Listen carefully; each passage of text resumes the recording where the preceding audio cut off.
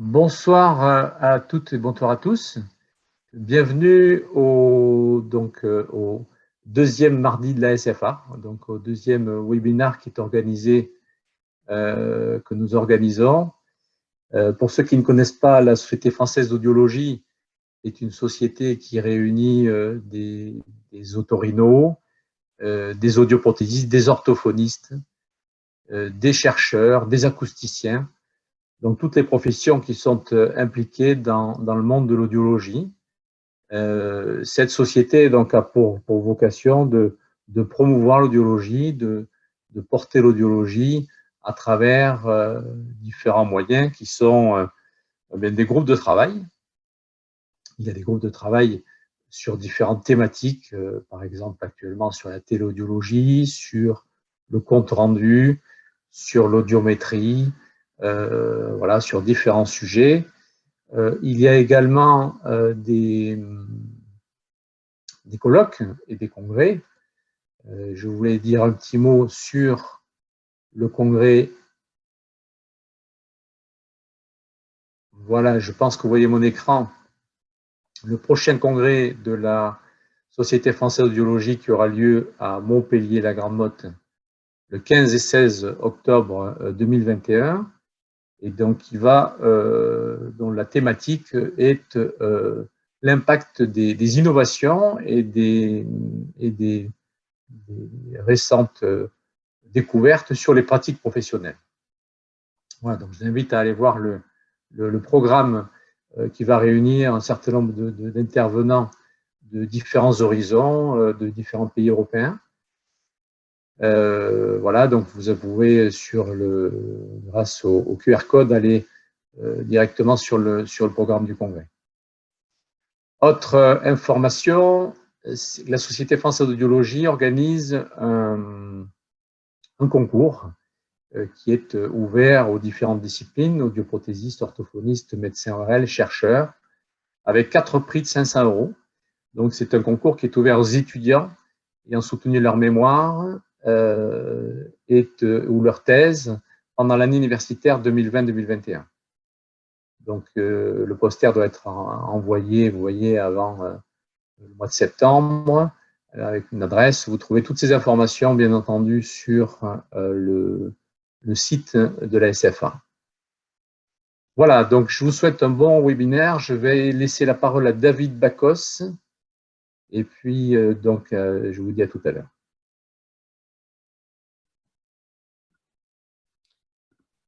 Merci François, bonjour à toutes et à tous. Alors, moi, je vais surtout vous proposer un WooClap sous forme de post-test, et puis si on a le temps, on fera sous forme de pré-test, et puis après, si on a le temps, on fera un post-test. Je vous ai mis normalement dans le chat le lien pour se connecter, mais autrement, vous pouvez scanner le QR code à l'aide de vos smartphones. Comme ça vous permet de continuer à utiliser votre ordinateur pour suivre le reste. Donc, je vais le laisser quelques secondes, le temps que vous ayez le temps de scanner le QR code.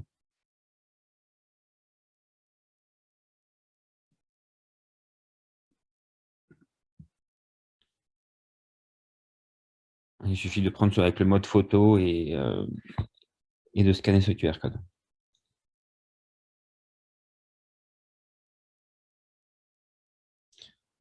On est à peu près à 235 connexions. Je ne sais pas combien il y a de participants, mais ça devrait aller. Donc, il y a plusieurs questions au début qui sont juste de manière générale pour savoir quel public on a. Et puis après, petit à petit, on passera sur le pré-test.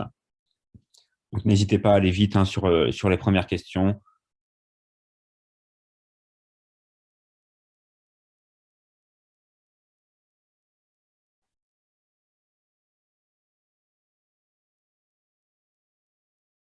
C'est aussi pour savoir, pour les orateurs après, quel public on a. J'en profite, la SFA, bien sûr, pour les remercier de nous avoir invités à parler lors de ce webinaire.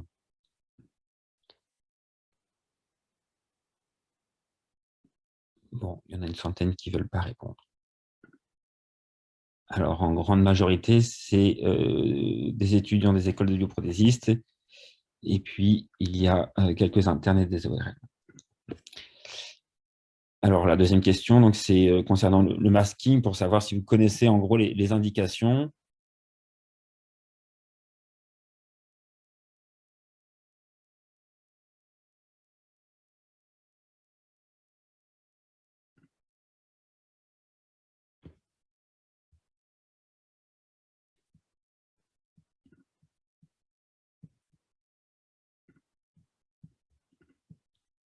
Donc, dans la grande majorité, c'est oui, donc ce sera juste des redites.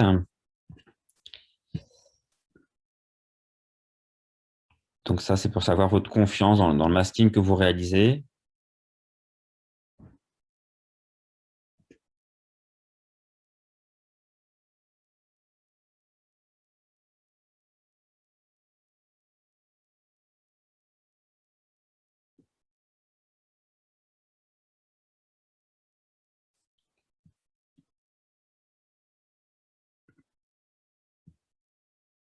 Et puis ça, c'est pour savoir quelle méthode vous utilisez en fait pour réaliser le masking. On verra les différentes méthodes au travers des topos du professeur Marx et du professeur Venaille par la suite.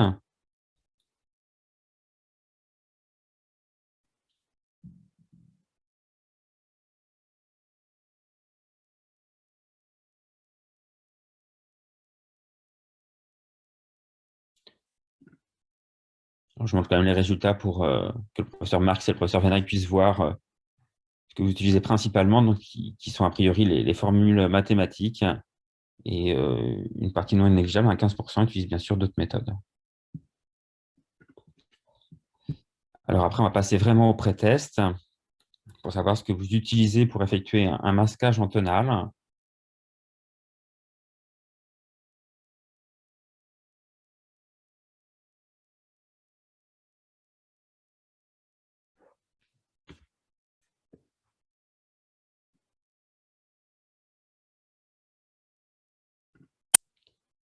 Donc un bruit blanc pour la plupart d'entre vous et un bruit en bande étroite, hein, ce qui est normalement recommandé, notamment lors des recommandations de la Société française d'audiologie, mais un bruit blanc est aussi valable.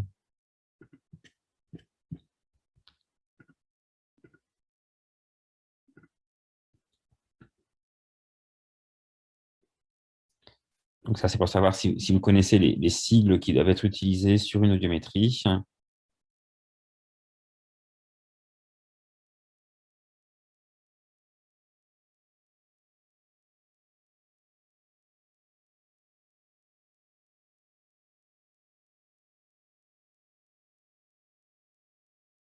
Ces sigles sont importants, hein, notamment pour nous quand on reçoit des comptes rendus afin de voir la validité d'un audiogramme.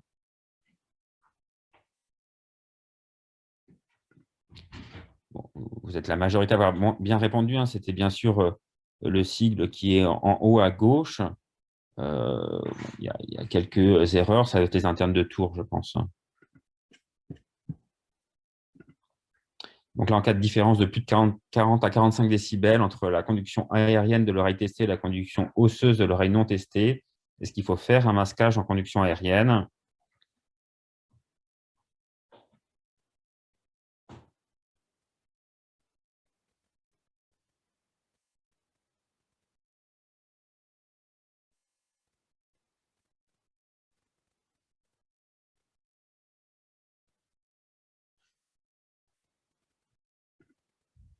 Donc à 90%, bien sûr, vous avez la bonne réponse.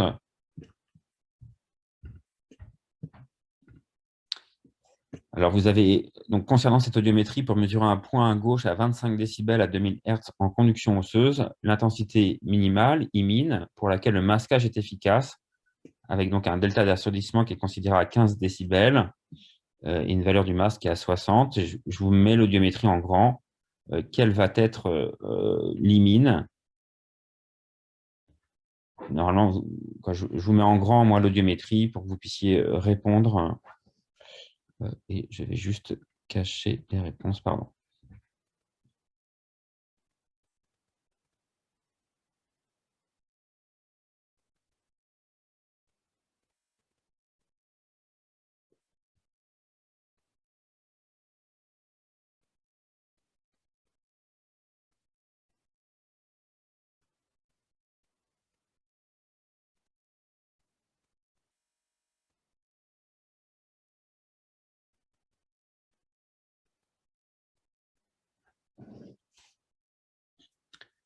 On va attendre d'arriver à une centaine de réponses.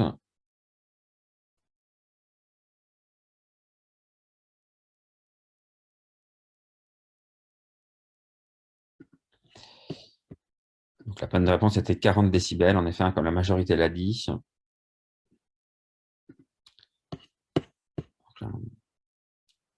Donc là, vous avez une audiométrie obtenue chez un patient qui présente une hypoacousie. Quelles sont les propositions vraies concernant le masquage sur cette audiométrie? Donc, je vous montre l'audiométrie en grand, comme ça, vous n'avez pas besoin de l'agrandir sur vos écrans et vous pouvez garder les questions.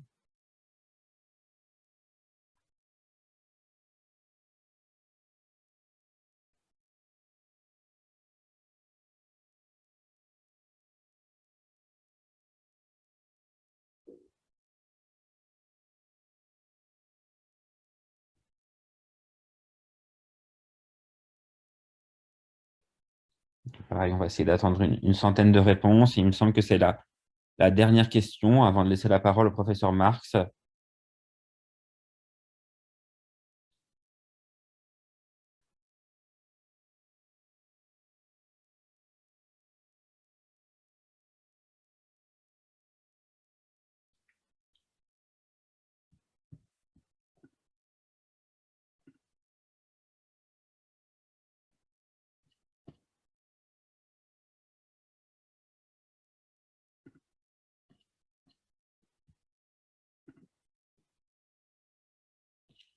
Donc, on a 124. Donc, on voyait que, en effet, il y a eu un masquage qui a été fait, que ce soit en vocal ou en tonal, par conduction aérienne.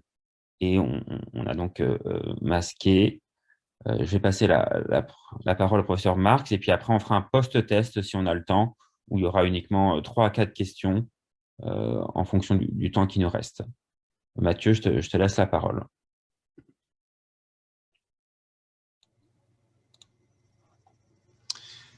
Bonsoir à tous, merci David pour ce pré-test. Donc je vais partager ma présentation. Et ce webinaire a effectivement pour objectif de simplifier globalement l'approche du masquage. Il est fait dans le prolongement du précédent qui avait lieu au mois de janvier, où on avait vu que la majorité des questions en fait portaient sur le masquage et des questions assez techniques. Donc c'est pour cette raison qu'on a voulu prolonger avec une nouvelle session vraiment dédiée au masquage en audiométrie tonale. Donc simplifier l'approche du masquage, c'est quelque chose qui est accessible pour le rationnel derrière le masquage, savoir quand masquer. On le voit sur les réponses du pré-test WooClap qu'on vient de faire. Les réponses, globalement, elles sont satisfaisantes. Après, c'est un peu moins évident pour ce qui est de la méthode de masquage, parce que la méthode de masquage, elle est variable, et au sein d'une méthode de masquage, on va pouvoir rencontrer différents types de formules, différentes valeurs pour le transfert transcrânien typiquement, ou même la valeur de masque. Et donc, on s'est dit que ça valait la peine de faire une session dédiée à cet assourdissement. Quelques ouvrages et documents de référence que je vous indique que vous pouvez consulter aisément, notamment les recommandations qui ont été faites par la Société britannique d'audiologie, pas tellement parce que c'est des recommandations, il est difficile de recommander une pratique pour l'audiométrie tonale et vocale, mais en tout cas, c'est un bon document pédagogique qui explique très bien les différentes étapes du masquage et les prérequis nécessaires. Alors, quand masquer, on a vu sur vos réponses, la plupart des gens sont tout à fait familiers avec ce rationnel-là. 3 grandes règles. La première, c'est une règle qui renvoie à la nécessité de masquer pour pouvoir évaluer la conduction osseuse. Elle est relativement simple à comprendre. C'est quand il y a un rhin audiométrique, eh bien, on ne sait pas si la conduction osseuse qui a été notée correspond à celle de l'oreille droite ou de l'oreille gauche. Et donc, très logiquement, pour évaluer l'oreille testée, il va falloir masquer de l'autre côté sur l'oreille non testée en conduction aérienne pour évaluer proprement la conduction osseuse. Les 2 autres règles, elles sont souvent dans les documents de référence, notamment chez les collègues anglo-saxons, regroupées sous l'autorité de la 3e, là, parce que la 3e, c'est la plus inclusive, c'est celle qui était présentée dans le WooClap, donc avec une asymétrie entre le seuil osseux de la meilleure oreille et le seuil aérien de la plus mauvaise oreille supérieur à 40 décibels si on fait l'évaluation au casque, à 55 décibels si on fait l'évaluation aux inserts. Et ça, donc, ça souligne la nécessité de masquer pour évaluer la conduction aérienne. Et dans d'autres documents, c'est deux règles distinctes parce qu'en fait, la troisième règle, elle s'adresse à un sous-type assez particulier d'audiométrie pour lesquels l'asymétrie entre les conductions aériennes ne nécessite pas théoriquement de masquage. Là, on le voit typiquement sur cette audiométrie d'un patient avec une otospongiose bilatérale. L'asymétrie entre la conduction aérienne à droite et à gauche, elle est inférieure grosso modo à 40 décibels. Mais en revanche, si on veut tester les seuils en conduction aérienne du côté gauche, eh bien, il faut quand même masquer. Il faut masquer parce que la conduction osseuse est telle à droite qu'avec le transfert transcrânien, l'oreille droite peut répondre alors que l'oreille gauche est testée. Et donc, au final, ça nous fait trois grandes règles à respecter pour pouvoir envisager la mise en place d'un assourdissement. Des règles toujours simples, donc la bande étroite de bruit, comme l'a dit le professeur Bacos sur son test, c'est ce qui est recommandé notamment par nos sociétés savantes pour pouvoir masquer proprement et à une intensité raisonnable le son test. On dit toujours aux patients qu'il faut ignorer le bruit masquant et se concentrer sur le son test. Tous les assourdissements, ou quasiment tous, à l'exception du test de Rainville qu'on va détailler, ils se font en conduction aérienne. Et il y a peut-être un prérequis qu'il faut bien avoir en tête, qui est celui de la valeur de masque ou delta d'assourdissement. Ça renvoie à la même réalité. Et cette réalité, elle prévoit que l'intensité d'un bruit masquant, elle doit être juste supérieure au son test pour pouvoir le masquer proprement. Et c'est ce delta, ce juste supérieur, qui va être considéré comme la valeur de masque. Et ce delta, la valeur de masque, il apparaît dans toutes les formules quand on utilise la méthode des formules, formule en CA, formule en CO et formule pour le Rainville. La valeur de masque, elle apparaîtra toujours parce qu'un bruit doit toujours être légèrement supérieur au son test qu'il est supposé masquer. Cette valeur de masque, elle est habituellement située entre 15 et 20 décibels, et 15 décibels, c'est une valeur qui revient le plus souvent. Donc la méthode de masquage, c'est ce qu'on va détailler un petit peu. Il y en a deux grandes, la méthode formule, la méthode plateau. La méthode Rainville, c'est une méthode très particulière qu'on détaillera à la fin de la présentation. La troisième, ce n'est pas la peine de la chercher, un Bisto-Denaz, c'est la méthode qui est... C'est plus une approche d'ailleurs qu'une méthode qui est utilisée en Occitanie-Ouest. Frédéric nous le dira s'il y a le Bisto-Denaz en Occitanie-Est, mais c'est un peu au pif, quoi. C'est-à-dire qu'on voit le seuil tonal de l'oreille non testée, on va y rajouter 20-25 décibels en se disant que ça va bien faire l'affaire et qu'on va réussir à masquer. Donc on ne va pas la détailler et on va plutôt s'intéresser à la méthode des formules et à la méthode plateau. On va se baser sur deux cas cliniques, sur deux audiométries de base pour pouvoir évoquer ces différentes méthodes. La première, c'est une surdité à composante transmissionnelle importante suite à une fracture du rocher chez une jeune femme. Et la deuxième, c'est une surdité transmissionnelle importante chez un jeune homme qui a une malformation de la chaîne des deux côtés. Alors, les formules pour le masquage en conduction aérienne. Comme l'a dit le professeur Bacos dans son prétest, il y a un critère d'efficacité qui est donc l'intensité minimale à laquelle le bruit doit être présenté du côté non testé pour masquer efficacement le son test présenté du côté testé, et un critère de non-retentissement qui veut que le bruit masquant du côté non testé ne doit pas détériorer artificiellement les seuils qui vont être mesurés du côté testé.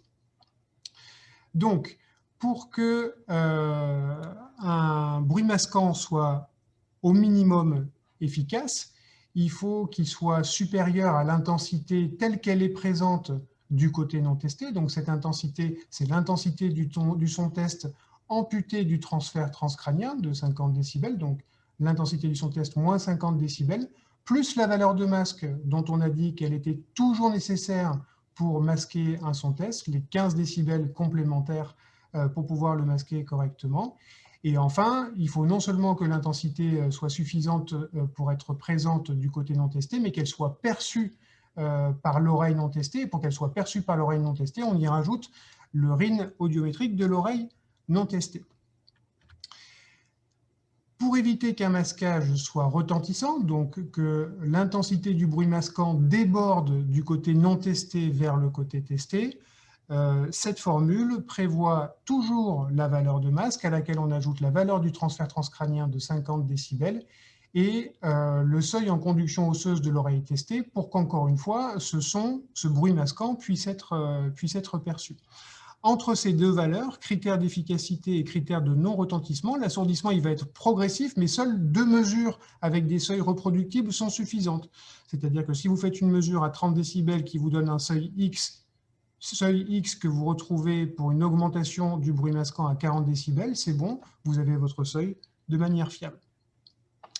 Alors, pour illustrer avec notre première patiente et sa fracture du rocher, on va s'intéresser à la conduction aérienne à 1000 Hz. Donc, pour pouvoir proposer un bruit masquant suffisamment efficace du côté gauche, il faut déjà qu'il soit supérieur à 20 décibels, qui va être la valeur du son test présente du côté gauche une fois que le transfert transcrânien a été enlevé. On y rajoute toujours la valeur de masque, les 15 décibels, et le RIN audiométrique du côté non testé, et ça nous fait une intensité minimale de 35 décibels. Le critère de non-retentissement, donc que le bruit masquant ne soit pas retentissant sur l'oreille droite, qu'il ne déborde pas sur l'oreille droite et qu'il ne diminue pas artificiellement ses seuils, et bien si on respecte cette formule, il y a toujours la valeur de masque, le transfert transcrânien et le seuil osseux du côté testé pour que ce bruit masquant puisse être perçu. Pour l'assourdissement en CO, on a plusieurs formules qui sont disponibles. Cette fois-ci, on va prendre celle de notre société savante. Et la différence majeure avec la conduction aérienne, c'est celle-là, c'est celle qui concerne le transfert transcrânien. On a un son qui va des 0 dB ou des 5 décibels déborder entre l'oreille droite et l'oreille gauche ou de l'oreille gauche à l'oreille droite. Et donc, dans la formule, nécessairement, eh bien, c'est cette intensité du son test brut qui est présenté en plus de la valeur de masque et du RIN de l'oreille non testée pour que ce bruit masquant puisse être simplement perçu. Donc, en application sur notre patiente avec fracture du rocher, si on veut mesurer la conduction osseuse à 1000 Hz, on va mesurer très simplement l'intensité du son test, donc qui est 5 décibels ici, la valeur de masque, toujours 0 décibel de RIN audiométrique du côté non testé, intensité minimale de 20 décibels. Et si on prend la formule de non-retentissement qui est plus simple, telle qu'elle est proposée par la SFA et la SFORL, avec la valeur du son test plus l'énergie de transfert transcrânien considérée cette fois 60 décibels, on obtient une intensité maximale non retentissante de 65 décibels pour pouvoir évaluer correctement la CO du côté droit. Et avec ça, on obtient cet audiogramme qui est cohérent avec l'histoire clinique, une patiente qui a une fracture et une luxation ossiculaire avec potentiellement un petit traumatisme ou une commotion labyrinthique associée. On va appliquer ou tenter d'appliquer la formule à notre deuxième cas, et notre jeune homme avec la malformation ossiculaire majeure des deux côtés. Ce qui choque sur cet audiogramme, c'est l'importance des RIN audiométriques présents à droite comme à gauche. Et donc là, si on veut mesurer par exemple en conduction osseuse à 500 Hz, l'application de la formule, elle ne fonctionne pas. Elle ne fonctionne pas parce qu'on a une intensité minimale, un critère d'efficacité qui arrive au-dessus du critère de non-retentissement. C'est-à-dire que quoi qu'on fasse comme masquage, le bruit masquant du côté gauche, il va nécessairement retentir sur le côté droit et on ne pourra pas évaluer proprement la conduction osseuse à droite. Donc la limite des formules, c'est un RIN important sur l'oreille non testée qui impose nécessairement un bruit masquant à forte intensité avec des risques de retentissement sur l'oreille testée. La deuxième grande méthode, c'est une méthode qui est plus simple parce que les formules, ça a l'air un petit peu austère. Alors les gens qui sont expérimentés, ils calculent très rapidement les affaires. Là, Gaëtan Iversinck, qui est notre expert en évaluation auditive un peu compliqué, lui, on lui présente un audiogramme, en 3 secondes, il calcule la valeur d'assourdissement minimal et maximal pour chacune des fréquences. Mais c'est vrai que pour les gens qui sont moins habitués, une technique alternative, ça peut être intéressante. Et la technique en plateau, qui est également la technique de Hood, telle qu'elle est rapportée dans la littérature, elle peut être intéressante. Là, le principe général, c'est qu'on présente à l'oreille non testée un bruit masquant au niveau du seuil ou juste au-dessus, bruit masquant dont on va augmenter progressivement l'intensité pour pouvoir tester la reproductibilité de la réponse du seuil du côté de l'oreille testée. Et c'est seulement quand on a 3 mesures de seuil côté testé reproductibles similaires, pour 4 mesures au total, qu'on considère que le seuil est fiable. Donc là, ça peut être utile pour les gens qui n'ont pas trop l'habitude d'utiliser ce type de document, qui est un graphique de masquage où on a le seuil au niveau de l'oreille testée qui est indiqué en ordonnée et le niveau de masque qui est appliqué en abscisse. Et donc, ce qui nous intéresse, c'est la phase de plateau ici.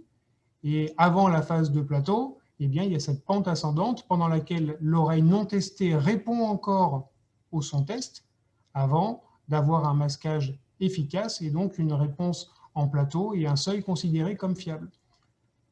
La méthode des formules, elle permet d'arriver directement ici. Donc, pour ce qui concerne notre première patiente et notre seuil en conduction aérienne à 1000 Hz, il y a plusieurs cas de figure qui peuvent se présenter. Je vais vous présenter des cas de figure qui n'ont pas eu lieu dans un premier temps et ensuite je vais vous dire ce qui s'est réellement passé. Premier cas de figure, on introduit le bruit masquant à 10 décibels du côté gauche, donc 5 décibels au-dessus du seuil en tonal, et la patiente répond. On augmente de 10 décibels, la patiente répond toujours. Donc là, on peut se dire qu'on est possiblement dans la phase de plateau. Et cette phase de plateau, elle va être confirmée si jamais on a encore 2 augmentations de niveau du bruit masquant avec un seuil qui reste stable, mesuré à 70 décibels. L'alternative, si jamais il y a une première réponse, c'est que quand on introduit le bruit masquant à 10 décibels, eh bien, ça vient masquer efficacement l'oreille non testée et que l'oreille droite ne puisse plus répondre. À ce moment-là, ce qu'il faut faire, c'est augmenter par pas de 5 décibels l'intensité du son test du côté droit jusqu'à obtenir une réponse. Et à ce moment-là, encore une fois, on va augmenter de 10 décibels le bruit masquant, puis de 10 décibels le bruit masquant, jusqu'à obtenir une réponse considérée comme stable avec 3 mesures de seuil reproductibles. Je vous rappelle que chez cette patiente, c'est cet audiogramme masqué qu'on a fini par obtenir. Donc, ce qui s'est passé en réalité, c'est qu'au tout début, quand on a introduit le bruit masquant à 10 décibels oreille gauche, elle n'a pas répondu. Il a fallu qu'on élève juste de 5 décibels le seuil du son test pour avoir une réponse. On a augmenté de 10 décibels, elle n'a pas répondu, donc il a fallu réaugmenter le seuil du son test 5 décibels plus haut, donc cette fois-ci à 80 décibels. Et malgré les 2 augmentations successives de bruit masquant à gauche, le seuil est resté stable. On a notre seuil fiable à 80 décibels du côté droit. Le problème de cette méthode, c'est un peu le même que celui de la formule. C'est que si jamais on a une surdité importante du côté non testé, et à plus forte raison quand on a une surdité de transmission du côté testé, on va mettre des hauts niveaux de masquage. Et si on met des hauts niveaux de masquage, le risque immédiat, c'est qu'ils soient retentissants sur l'oreille testée et qu'on n'arrive pas à obtenir de plateau. Donc, une des stratégies qui peut être utilisée, c'est de rechercher des plateaux un petit peu plus courts, comme c'est représenté ici sur ce graphe de masquage. Mais chez notre patient avec le gros ring bilatéral, ça n'a pas été possible. Ce qu'on voit, c'est une augmentation linéaire du seuil corrélée à l'augmentation du bruit masquant tel qu'il est présenté. Et là, on peut continuer encore plus haut, enfin, jusqu'aux limites de l'audiomètre, donc 110 décibels, mais on aura toujours cette croissance du seuil avec l'augmentation du bruit masquant. Et donc ça veut dire que le masquage est retentissant sur l'oreille testée et que votre mesure, elle n'est pas fiable. Alors en pratique, on n'est pas obligé d'aller jusqu'à 5, 6, 7 mesures en augmentant l'intensité du masquage. Quand on a le seuil en conduction aérienne du côté testé, plus les 40 décibels de transfert transcrânien, le plus probable, c'est que le retentissement commence à se produire. Et donc l'alternative, si jamais on se retrouve dans cette situation, c'est la méthode de Rainville. La méthode de Rainville, elle est intéressante parce qu'elle concerne que l'oreille testée. on va faire, et c'est la seule configuration dans laquelle on délivre un masquage par conduction osseuse, donc du côté de l'oreille testée, un vibrateur et idéalement un insert. Et ce que je vous décris ici, c'est la description originelle par Rainville de sa technique, et donc il détermine le seuil en conduction aérienne via son insert.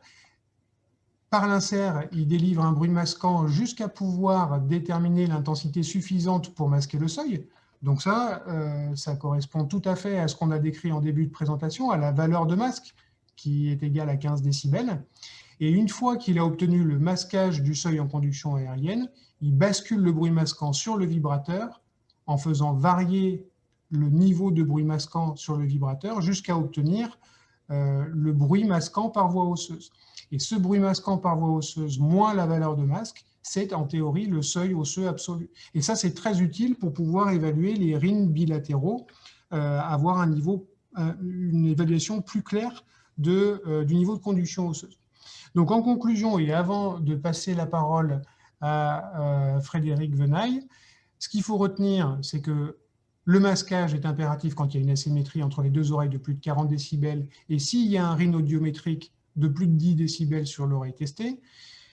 Il n'y a pas véritablement de méthode supérieure à l'autre. Les deux sont fiables. Les deux font d'ailleurs l'objet de recommandations par une société savante ou une autre. Il y en a une qui est simple, qui est la méthode des plateaux. On n'a pas de calcul à faire, on a juste à délivrer le bruit masquant un petit peu au-dessus du seuil tonal de l'oreille non testée.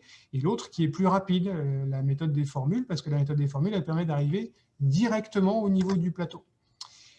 Ces méthodes-là, elles n'exemptent en rien la réalisation d'une acométrie au diapason, notamment pour les RIN bilatéraux et pour les gens qui veulent opérer des otospongioses. C'est impératif de faire un RIN acométrique au diapason pour être certain qu'on va pouvoir apporter un mieux à notre patient une fois l'intervention réalisée. Je vous remercie pour votre attention.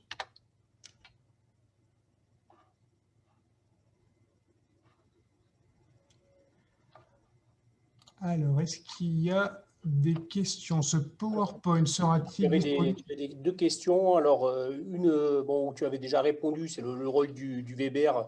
On sort un peu du topo, mais bon, effectivement, tu avais expliqué l'intérêt quand même de l'acumétrie pour préciser l'indication opératoire notamment. Après, il y a une autre question qui porte sur le delta de masque. Alors, est-ce que le delta de masque vient du fait qu'un bruit blanc est la somme de son pur et donc doit être au-dessus?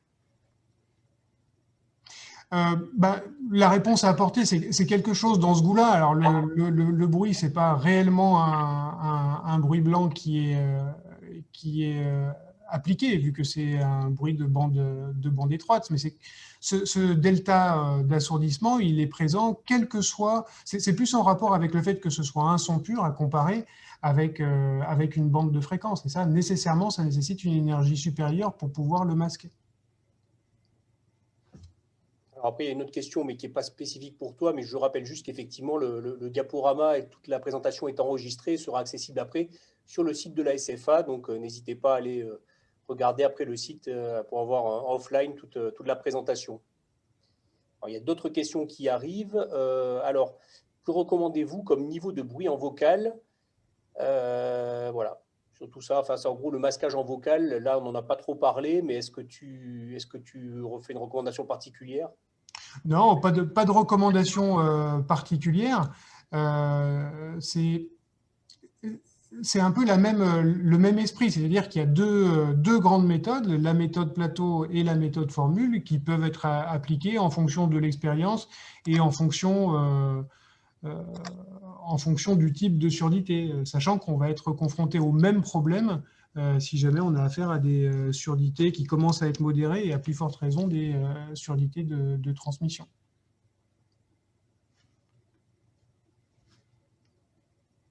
D'autres questions arrivent. Alors, un bruit est-il meilleur qu'un autre pour masquer? Alors, le bruit qui est recommandé, c'est la bande de bruit étroite. C'est-à-dire que la bande de bruit étroite, comme elle est centrée sur la fréquence du son test, elle est plus efficace pour le masquer et du coup, elle sera plus facilement tolérée qu'un bruit blanc, par exemple. Un bruit blanc, ça demande au au monsieur qui posait la question sur le delta de masque, là, pour un bruit blanc, c'est un delta de masque qui est un petit peu plus important. Et du coup, c'est des perceptions qui peuvent être un peu désagréables du côté où on présente le bruit masquant, alors qu'un bruit de bande étroite est relativement rapidement efficace. Ouais. Surtout si on n'a pas une surdité qui est plate, on risque d'être retentissant beaucoup plus vite si on a un bruit blanc, quoi. Absolument.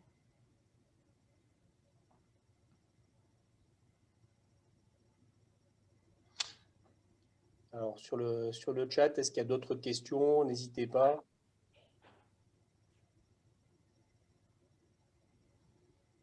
A priori, il n'y en a pas d'autres. Ah, attendez, il y en a d'autres qui arrivent là. Sur les conseils en cas de masquage bilatéral, Mathieu. En cas de masquage bilatéral, en règle générale, le côté à masquer, c'est le côté de la meilleure oreille. Après, le problème auquel on peut être confronté, c'est le problème toujours le même de conduction osseuse. Et celui-là, le problème de conduction osseuse, malheureusement, il n'y a pas de solution. Il n'y a pas de solution miracle en dehors du Rainville, qui n'est lui-même pas, comment dire, qui n'est pas une solution miracle en soi, quoi. Ensuite, il y avait en vocal quel bruit utiliser. Alors, on n'a pas trop parlé de la vocale là, de manière volontaire, mais quel bruit utiliser lorsqu'on veut masquer en vocal? Là, après, ça dépend de ce qu'on veut, de ce qu'on veut tester, quoi. Le bruit qui peut être utilisé, là, en l'occurrence, en vocal, il peut y avoir du bruit de parole, il peut y avoir du bruit blanc qui peut être utilisé. Oui, c'est principalement ça. Alors, il y avait une question, est-ce qu'il est préférable d'augmenter de 10 ou 5 décibels? Alors, je pense que c'est pour la méthode en plateau.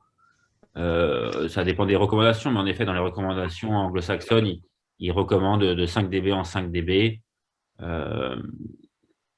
C'est variable, mais après, toi, Mathieu, tu as dit que dans votre centre, vous faisiez des fois des étapes de 10 décibels.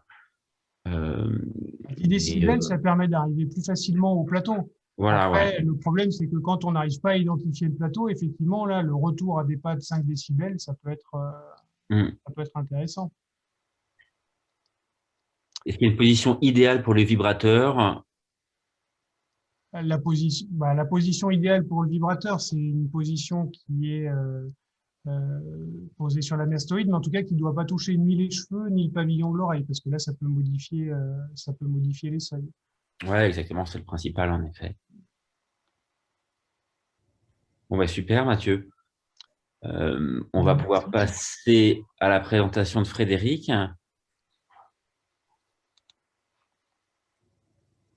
Merci, Mathieu. Merci. Alors, voir si ça marche. Bon, merci à tous. Hein. Hop là, pourquoi il est revenu au début? Désolé. Voilà, on revient au démarrage. Donc, merci à tous. Hein. Merci à Mathieu, merci à David pour l'organisation de ce séminaire. Puis bon, à François Dejean pour avoir sponsorisé l'événement parce qu'il nous a fortement incité à aller sur cette thématique vu les résultats qu'on avait eus après la première présentation des mardis de la SFA. Donc moi, je vais vous montrer une petite illustration, on va dire, pratique de ce qui vous a été présenté avant. Bon, l'idée étant, c'est qu'on ne pourra pas forcément tout balayer, mais au moins arriver à discuter des points principaux. Tout simplement, pourquoi? Parce que c'est plus simple en image pour la plupart des choses et qu'il y a beaucoup de concepts qui sont assez abstraits en masquage. Et on va essayer de voir si on arrive à les rendre un petit peu plus accessibles. Alors, l'assourdissement contralatéral, moi je vais vous parler de la méthode du plateau, hein, puisque c'est celle qui est, je dirais, la plus conviviale à utiliser. Bon, tout simplement, hein, on vous a expliqué, dès qu'on va passer une intensité sonore suffisante sur une oreille, on va avoir du transfert contralatéral, et forcément, on a un risque d'avoir une réponse de la mauvaise oreille et pas de l'oreille qu'on veut tester. Alors, l'intérêt du bruit de masque, en fait, c'est d'aller masquer ce transfert contralatéral potentiel lorsque le son appliqué va être trop fort, mais il faut aussi faire attention parce qu'on peut, à l'inverse, avoir un bruit retentissant, et je vais vous expliquer un petit peu ça en pratique. Donc, quand on va avoir un assourdissement qui n'est pas suffisant lorsqu'on va faire une méthode en plateau, donc on va avoir une réponse qui sera meilleure que celle de l'oreille qu'on veut tester. Donc, on sera dans une zone où votre masquage sera insuffisant, l'assourdissement sera inefficace. Quand on va faire une méthode en plateau, on va essayer de se positionner dans la zone où l'assourdissement va pouvoir être efficace, c'est-à-dire bloquer le transfert transcrânien. Et donc ça, on va le retrouver sur plusieurs intensités sonores jusqu'au moment où, cette fois-ci, le bruit de masque va être tellement important qu'il va retentir sur l'oreille qu'on veut tester et on aura ce qu'on appelle un masquage retentissant. Donc ça, c'est les 3 zones, en fait, qui sont les zones qui justifient la méthode en plateau et qu'on va y détailler. Alors, on parlait de la position des transducteurs. Donc là, juste, je vous ai fait une petite vidéo pour vous montrer ça. Donc, ce qui est important, c'est effectivement d'avoir votre transducteur au niveau de la mastoïde, qu'il soit positionné à distance du pavillon de l'oreille. Alors, les cheveux, c'est bien quand on arrive à les écarter, mais bon, certaines personnes, notamment les femmes, c'est pas toujours évident. Ce à quoi il faut être aussi vigilant, c'est de ne pas avoir de contact entre vos 2 transducteurs, donc entre l'écouteur de l'oreille qu'on ne va pas forcément tester et l'oreille et le transducteur de la conduction osseuse, votre B71, qui peut poser problème. Donc, il faut que les 2 ne se touchent pas. Ça, c'est quelque chose qui est fondamental et on verra que ce n'est pas toujours facile, notamment lorsqu'on fait le Rainville. Alors, après, là, je vais vous montrer un petit exemple de ce qu'on va faire pour rechercher la méthode en plateau. Donc là, vous avez la réponse au milieu avec le petit voyant en jaune qui va s'allumer. Et là, je vous montre progressivement la valeur de masque, sachant que j'avais déjà déterminé qu'à 10 décibels, on avait une réponse en conduction aérienne. Donc, je vais augmenter progressivement l'intensité jusqu'au moment où la réponse des 10 décibels, je ne vais plus l'avoir. Donc, je vais rechercher un masquage retentissant. Donc, à 50 décibels, j'ai toujours une réponse. À 60, je l'ai toujours. Et puis, quand on va passer à 70, là, vous allez voir que la personne testée ne répond plus. Donc là, c'est le principe, quelque part, de la méthode en plateau. On va rechercher le moment à partir duquel on devient on a un masquage qui est retentissant et donc le seuil qu'on avait au départ n'est plus le bon seuil. Donc là, je rediminue l'intensité sonore jusqu'à ce qu'on repasse dans une zone où le son est à nouveau perçu, donc entre 50 et 60 décibels. Donc je sais que là, pour ce petit modèle expérimental chez une personne qui entend bien, on va avoir un masquage qui devient retentissant à partir de 60 décibels. Donc après, je vais vous montrer chez un vrai patient testé quelles vont être les conséquences de ça. Alors là, hop, la vidéo repasse sur la diapo suivante. Donc, le principe que j'ai, lorsque je vais faire une méthode en plateau, je vais d'abord aller rechercher en conduction aérienne le seuil.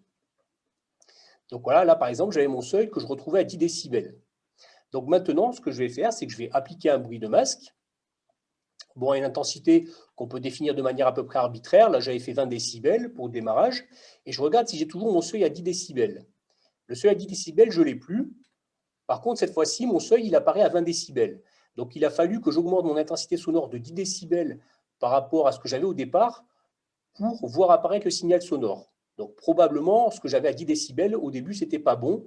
Donc, à 20 décibels, j'ai peut-être une réponse.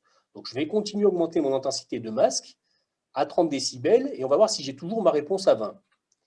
Donc, à 20, je n'ai plus ma réponse. Donc, par contre, lorsque je vais tester à 30, ma réponse va à nouveau apparaître. Et je continue cette itération, 40 décibels. Est-ce que j'ai toujours ma réponse à 30? Oui, je l'ai toujours à 30. Je recommence l'itération à 50 décibels de masque. Est-ce que j'ai toujours ma réponse à 30? Oui, j'ai toujours ma réponse à 30. Idem à 60 décibels. Ma réponse à 30 est toujours présente. Et dès que je vais passer à 70 décibels, ma réponse, elle est présente uniquement à 40. Donc, il a fallu là, je sais que je suis retentissant puisque j'ai dû augmenter mon intensité sonore du son test pour avoir une réponse. Donc, mon plateau, dans ce cas-là, il se situait entre 30 et 70 décibels de masquage. Donc, c'est comme ça qu'on va déterminer une valeur de plateau lorsque vous allez faire votre test de manière très simple dans une condition où le plateau et le masquage est requis. Donc, évidemment, à 80 décibels, ça va augmenter à chaque fois de 10 décibels en même temps que la valeur de votre masque. Donc, le seuil véritable ici, on sait qu'il était à 30 décibels et on l'obtenait pour nos valeurs de masque entre 30 et 70 où on commençait à devenir retentissant. Donc, ça, c'est le principe pour la méthode en plateau de manière très simple. Maintenant, on va parler d'une autre méthode qui est la méthode du masquage, l'assourdissement ipsilatéral ou test de Rainville. Alors là, le principe, il est un peu différent et on ne peut pas l'appliquer à toutes les situations.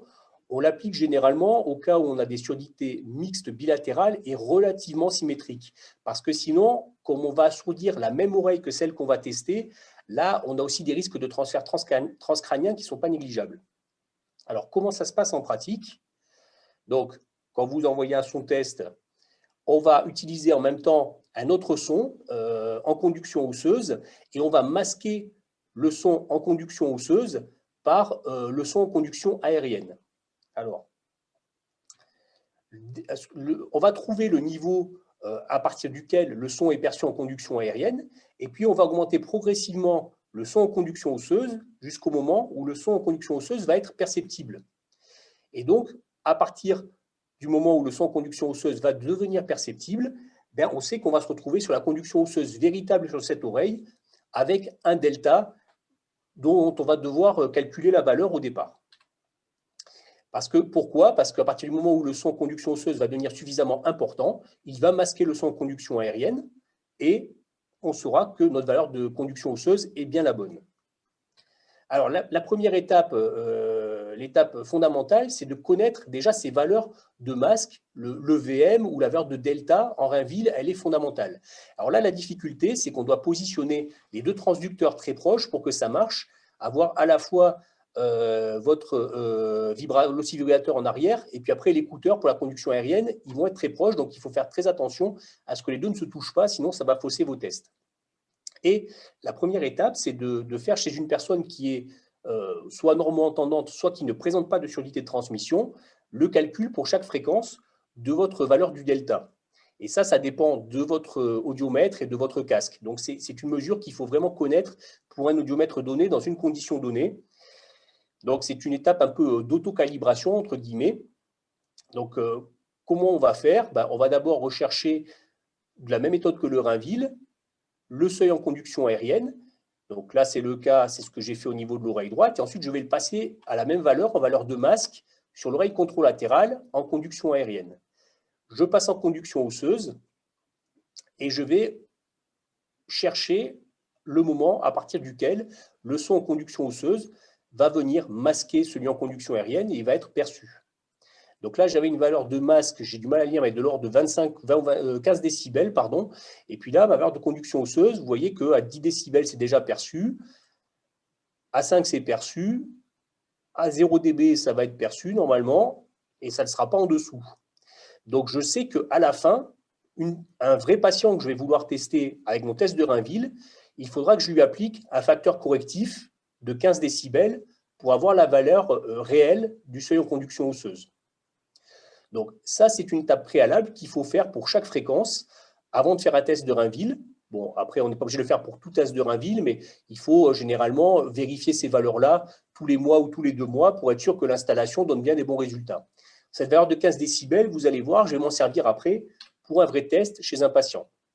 Donc là, c'est juste ce que je vous avais expliqué. La valeur de seuil de conduction aérienne, je l'avais à 15 décibels. Et pour la même oreille, chez quelqu'un qui n'a pas de surdité de transmission, je dois avoir une valeur de conduction osseuse qui est exactement la même. Donc, cette valeur, je la retrouve à 0. Donc, pour pouvoir coller ma valeur du 0 au 15 décibels, il faut que j'applique un facteur correctif de 15 décibels, ce qu'on verra après. Alors là, je vais vous montrer l'application d'un Rainville et d'un masquage traditionnel chez un patient, chez une patiente qui présente une surdité mixte bilatérale. Donc là, les seuils que vous avez sur l'écran sont les seuils qui ont été obtenus par une méthode de plateau tout à fait classique. Et là, je vais essayer de vérifier chez la même personne, via un Rainville, si j'ai les mêmes résultats. Donc les Rainville, je vais les marquer pour séparer sur le diagramme avec des points d'interrogation, juste pour qu'on comprenne bien que ce n'est pas les mêmes mesures. Donc là, je vais faire exactement la même chose que ce que je vous expliquais avant. Je connais mes valeurs de seuil en conduction aérienne. Donc à chaque fois, je vais aller appliquer comme valeur de masque la valeur de la conduction aérienne avec un bruit de bande étroite centré sur cette fréquence. Et je vais augmenter mon intensité en conduction osseuse, là ça a été le cas, jusqu'au moment où l'intensité de la conduction osseuse va être perçue. Donc je vais réaliser le même audiogramme en conduction osseuse que celui que j'avais fait avant avec la méthode des plateaux. mais là, avec à chaque fois un masquage de type Rainville. Donc là, je n'ai pas trop coupé au montage pour vous montrer que c'est quelque chose qui se fait relativement rapidement. Ce n'est pas forcément beaucoup plus long comme test. L'important, c'est d'avoir au départ votre conduction aérienne qui soit à peu près fiable.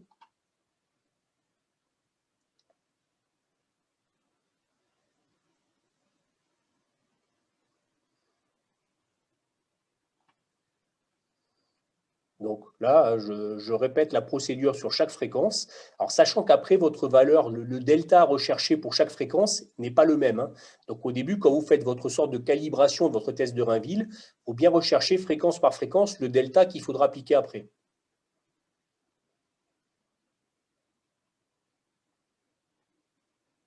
Donc là, je continue la procédure. Je vais passer les derniers points pour vous montrer directement ce que ça donne sur l'audiogramme de la fin.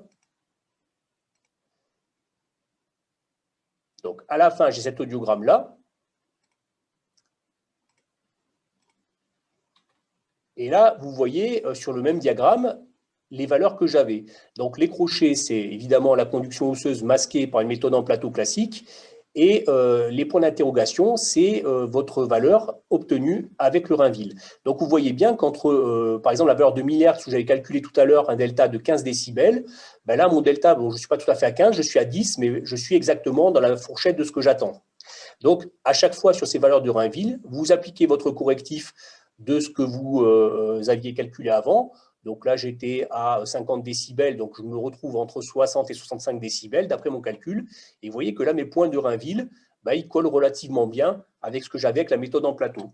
Donc là, dans ce cas de surdité mixte bilatérale, symétrique, c'est une méthode qui est très intéressante.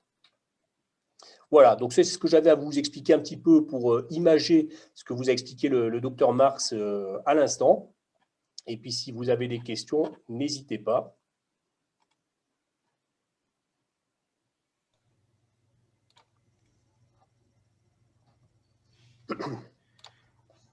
Oui, alors, non, mais le bouchon qu'il y avait dans l'oreille, là, c'était juste pour faire le petit test sur quelqu'un de normand-entendant. Alors, évidemment, c'est pas du tout, c'est pas quelqu'un à qui j'ai testé, je vous ai montré l'audiogramme. Après, l'audiogramme vraiment de test, c'est l'audiogramme d'un vrai patient, d'une vraie patiente qui a une surdité mixte bilatérale.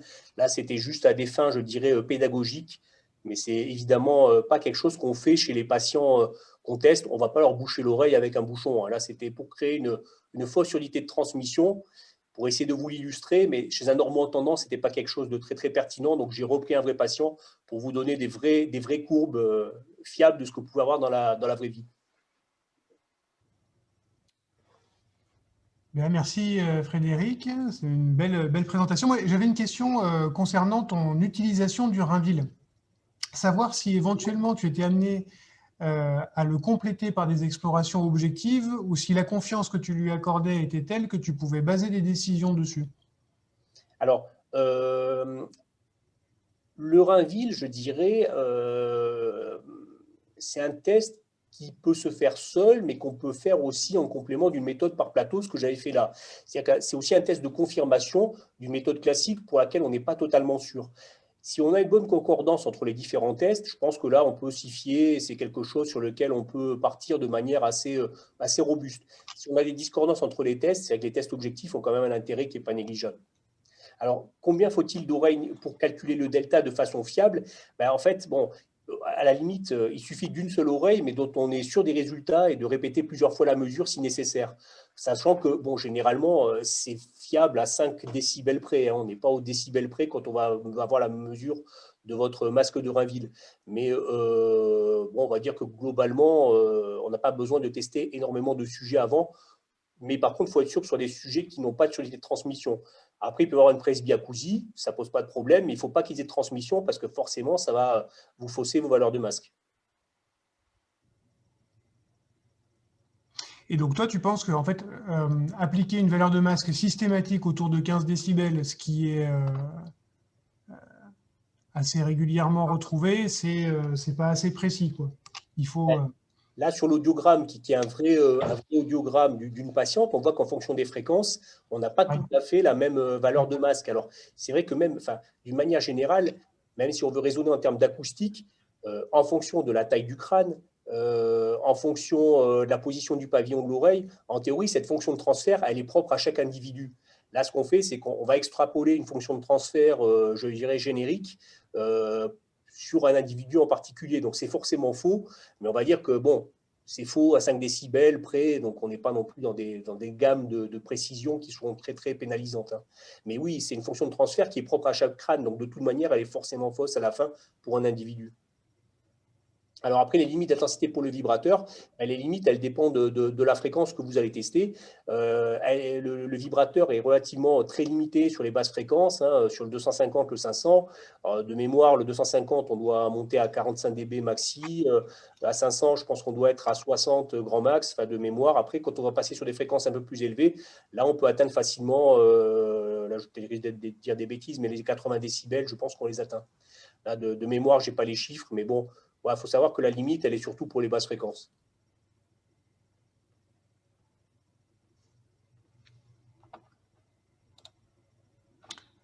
Alors après, il y a une question sur le lien vis-à-vis du dernier webinaire. Ça, c'est quelque chose qu'on refera passer hein, pour que vous ayez accès et au précédent et à celui-là. Et si ça te va, Frédéric, on va peut-être passer au post-test du professeur Bacos. Il n'y a pas de souci. Alors, il n'y a que 3-4 questions, hein, ça va aller assez vite. Je vous remets juste pour ceux qui n'ont pas eu le lien de connexion du Google Clap. Et puis, on va passer donc aux questions. Alors, c'est pas celle-là, pardon, excusez-moi. Je m'excuse, je la remettrai plus tard. Hop. Donc, c'est d'abord sur la technique des plateaux. Donc, où se situe un masking effectif suivant les différents topos que vous avez eus. Je vais masquer les réponses.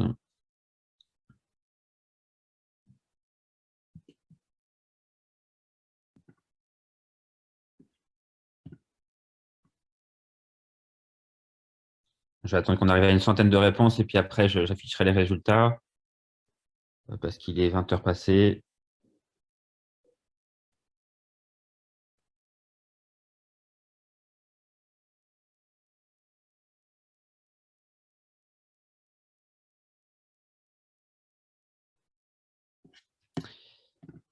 Alors, en effet, hein, c'est là où il y a la majorité, c'est donc la technique des plateaux. Donc, c'est en effet au niveau du plateau que situe un masking qui est effectif. Comme vous l'ont expliqué le professeur Venaille et Marx. Donc, pour un masking est nécessaire en conduction aérienne, dans quelles conditions? Donc, il y a 4 propositions.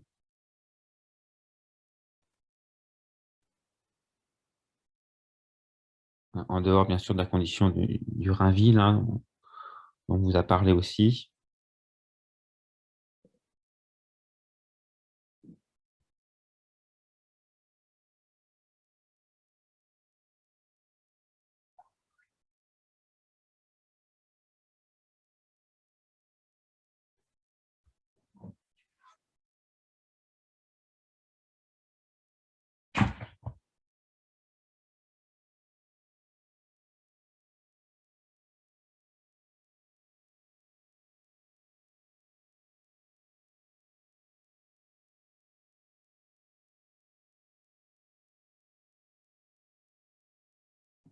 On va regarder les réponses. Donc, en effet, hein, c'était la réponse 2 et la réponse 3. Quand il y a une asymétrie en conduction aérienne entre l'oreille testée et la conduction osseuse de l'oreille non testée, l'oreille qu'on va masquer, et puis quand il y a un RIN audiométrique de plus de 10 décibels. Alors, pour le masquage en vocal, quand est-ce qu'il faut l'utiliser? Par quelle manière, pardon?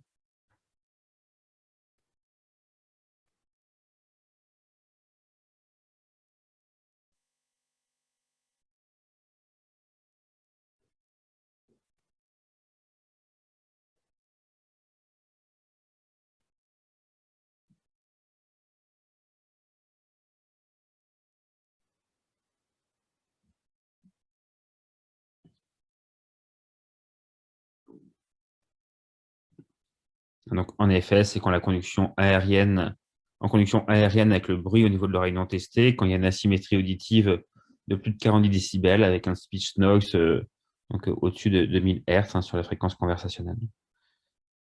Et puis après, c'est pour nous, hein, c'est juste pour savoir, est-ce que ce webinaire vous a servi à mieux comprendre les principes du masking? En grande majorité, on va dire que c'est oui. Il y a 4-5% pour lesquels il faut qu'on s'améliore, Frédéric et Mathieu. Et puis la dernière, c'est de savoir est-ce qu'un support écrit vous aiderait en plus, alors sachant qu'il existe aussi les recommandations de la Société française d'audiologie, mais s'il faut en plus un support écrit, on le fera. Et donc, il y a 99%, vous nous recommandez d'écrire des pratiques sur le masking. Mais voilà, moi j'ai fini le post-test. Si François ou Morgan veulent conclure. Oui. D'abord, un grand merci aux trois intervenants, hein, professeur David Bacos, professeur Mathieu Marx et au professeur Frédéric Venaille, parce que c'est un sujet complexe, qui demande une grande maîtrise et puis beaucoup de pédagogie. Donc, merci beaucoup.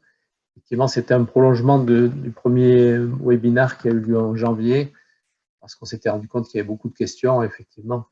Donc, c'était vraiment important de travailler sur ce sujet. Merci encore.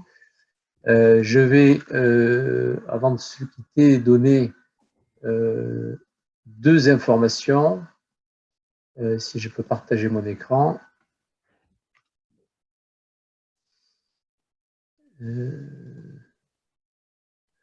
L'application.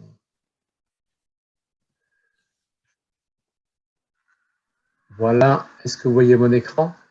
Donc, le prochain, donc on est dans la continuité des mardis de la Société française d'audiologie. Donc, le prochain webinaire aura lieu donc le 8 juin avec le même format. Donc, c'est un mardi entre 19 et 20 heures.